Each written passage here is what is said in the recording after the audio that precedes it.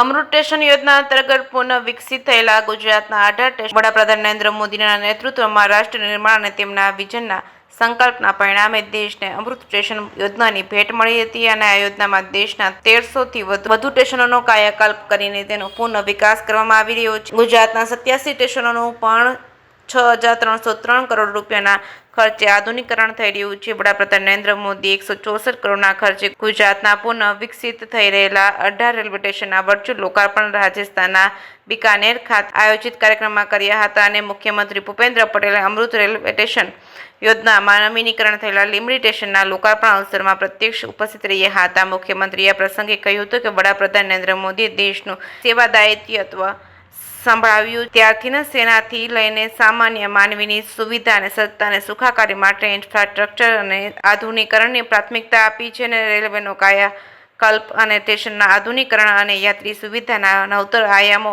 આગવા vision અને રાષ્ટ્ર નિર્માણ માટેના સંકલ્પ સાથે વડાપ્રધાને શરૂ કર્યો તેમ પણ મુખ્યમંત્રીએ ઉમેર્યું હતું.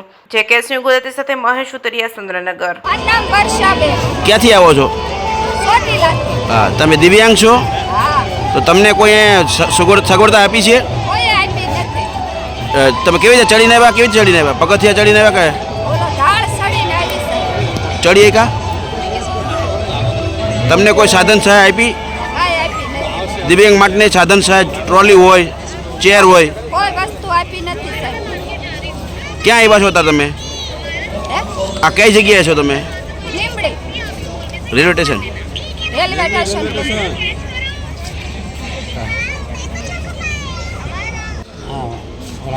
એમને એમાં પાણી આવે છે?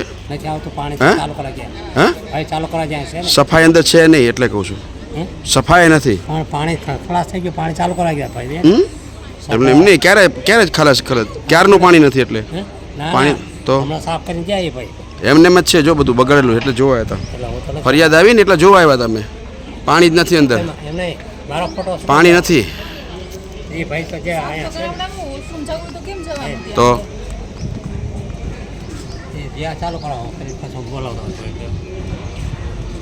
સીએમના આગમન વખતે તમારો અંદર પાણી ન હોય વ્યવસ્થાને શું કરવાનું?